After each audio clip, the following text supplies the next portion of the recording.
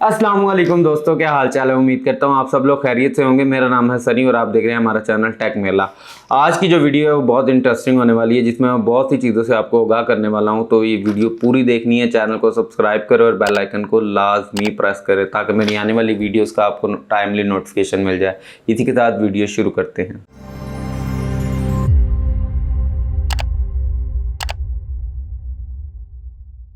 तो आज की वीडियो में हम बात करने वाले हैं CPID और ये जो पैच फ़ोन है जो आजकल आप लोग इस्तेमाल कर रहे हैं और मार्केट में आए हुए हैं, इनके बारे में। PTE और FIA मिलकर काफ़ी ज़्यादा एक्टिव हुए हैं। ये मसला कोई नया नहीं है, बहुत पुराना है और आजकल इसके मुतालिक FIA रेड भी डाल रहा है, जिसमें पहले उन्होंने रेड डाली, आपने सुना ही होगा कि फैसलाबाद में उन्होंने रेड डाली थी और उसके मुकाबले में यानी उस इशू की वजह से काफ़ी दिन हड़ताल भी हुई, लेकिन PTA को इससे कोई फ़र्क नहीं पड़ा। क्यों?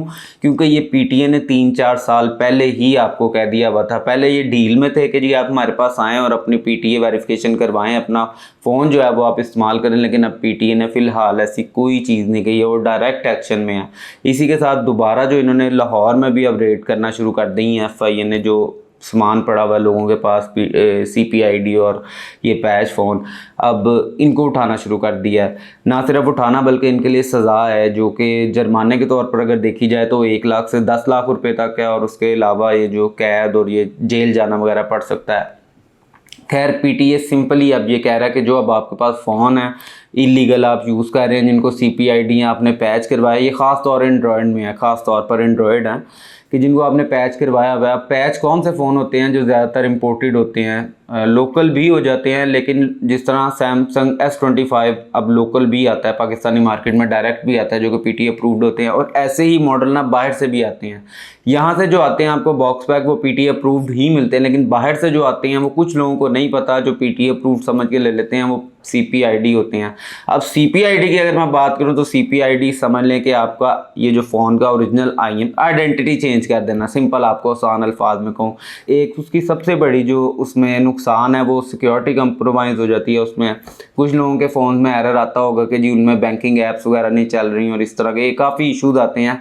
और ये फ़ोन यूज़ करना आपके लिए भी नुकसानदेह है, ना कि सिर्फ PTA या पाकिस्तान टेलीकॉम एसोसिएशन की को नुकसान है उसका टैक्स, बल्कि आपके लिए भी बहुत ज़्यादा नुकसानदेह है। वो क्यों है कि जी आपका डाटा जो लीक आजकल जिस तरह डाटा लोगों के लीक हो जाते हैं या उनकी जो प्राइवेसी है वो नहीं रहती, वो सिर्फ यही वजह है। और अगर हम बात करें साइबर क्राइम की तो वो भी इसी तरह की डिवाइसेस यूज़ करते हैं। और ये जो इलीगल फ़ोन इलीगल है, ये सिंपली अगर आसान अल्फाज में बताऊं, इसकी आपको अब जुर्माना भी हो सकता है, आपको जेल भी जाना पड़ सकता है।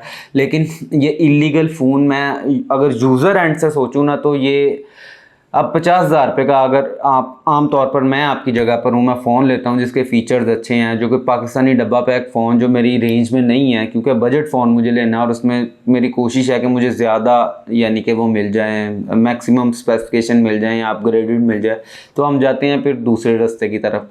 हाँ, PTA को भी इस चीज़ का करना चाहिए कि अगर ये कोई फ़ोन है लेट से 50,000 का या 60,000 का, तो उसका टैक्स लाख सवा लाख नहीं होना चाहिए, बल्कि उसका टैक्स उसका 10%, 15%, 30% होना चाहिए, जो कि आसान हम जैसे लोग भी पे कर सकें। तो इस जगह पे थोड़ा सा PTA का भी इशू है कि टैक्सेस बहुत ज़्यादा हैं और इसी वजह से हम भी कोई 2 नंबर रास्ते ढूंढते हैं। जी हाँ, ये 2 नंबर ही रास्ते हैं। 2,000 रुपये में आप पैच करवा दें, 300 रुपये में पैच करवा दें, 150 रुपये से लेके तो 12,000 तक टैक्स जो होता है वो पैच होता है। यानी कि जो आप अपनी तौर पर आम दुकान पर यूज़र अगर जाता है कि जी मुझे PTA फ़ोन दे दें, तो वो आपको CPID फ़ोन देते हैं, आपको PTA कहकर देते हैं। इसको अगर आपने वेरीफाई करना है तो आप अपना जब फ़ोन परचेज़ करते हैं उसका जो IMEI नंबर है, यानी अगर आपको नहीं पता किस तरह, तो आप अपने डायलर में जाएं, *#06# प्रेस करें, उसमें जो IMEI नंबर आता है उसको या तो नोट कर लें या तो स्कैनर से उसको स्कैन करके PTA की वेरीफाई सॉफ्टवेयर पर आप वहाँ जाकर ये IMEI नंबर पेस्ट करें और आपको पूरा उसका बायोडाटा आ जाता है कि ये फ़ोन कौन सा है और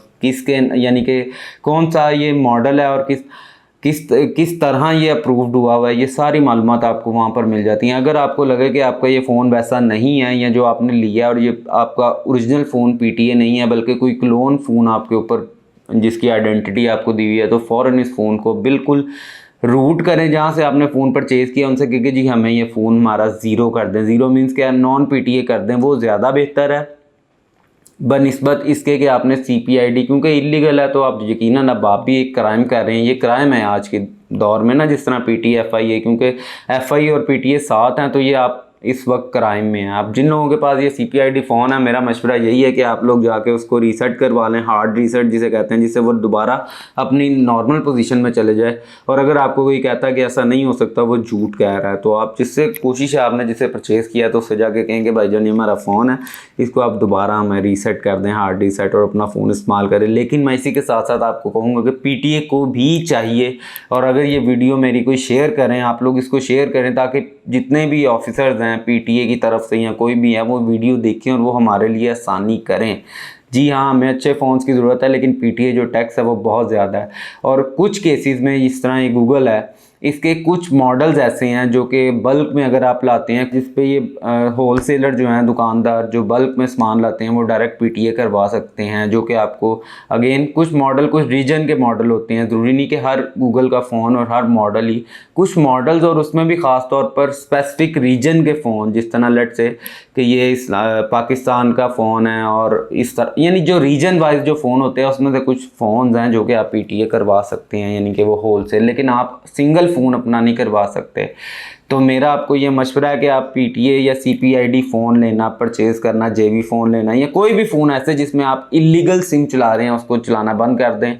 अगर आप ये सोचें कि आप एक फ़ोन इस्तेमाल कर रहे हैं, CPID या पैच फ़ोन अगर आप इस्तेमाल कर रहे हैं और आपको ये लग रहा है कि PTA को नहीं पता, तो PTA को इस चीज़ का पता है। वो किस तरह पता है उसका भी मैं आपको बता देता हूँ। जिस फ़ोन का IMEI नंबर आप पर क्लोन हुआ है, अगर वो दोबारा यहीं कोई उसी IMEI पर दूसरा कोई फ़ोन अगर वो चल रहा है, तो PTA को वहाँ से पता चल जाता है। और इसी के साथ मैं बता दूं कि आईफोन्स में भी ये है। ये कब तक है? जब तक ये iPhone XS यानी कि 10S तक जो मॉडल आते थे, मैक्स तक मॉडल आते थे, उसमें डुअल IMEI नंबर आता था, सेम मॉडल नंबर के था। तो उसमें ये होता था कि किसी एक फ़ोन के साथ दूसरा फ़ोन आपको ना वो अप्रूव्ड मिल जाता था। वो होता PTA अप्रूव्ड था, लेकिन सिंगल सिम होता था, उसमें डबल IMEI नंबर आते थे, उसका एक IMEI नंबर अप्रूव्ड होता था। तो ये भी इलीगल है। तो मेरी आप लोगों से मशवरा है, सजेशन है कि आप इस तरह के जो इलीगल काम है इनको यानी कि ना करें, और बचें, खुद भी बचें और दूसरों को भी बचाएं। इसी के साथ मैं वीडियो मैं इजाज़त चाहता हूँ। वीडियो को लाजमी शेयर करें, सब्सक्राइब करें चैनल को, और बेल आइकन को लाजमी प्रेस करें, और मेरी वीडियो पूरी देखा करें। इसको शेयर करें अपने दोस्तों को, रिश्तेदारों को, या अज़ीज़ो कारब को, जिन जो आपको प्यारे हैं। इसी के साथ इंशाल्लाह अगली वीडियो में मुलाकात होगी। ओके जी, अल्लाह हाफिज़।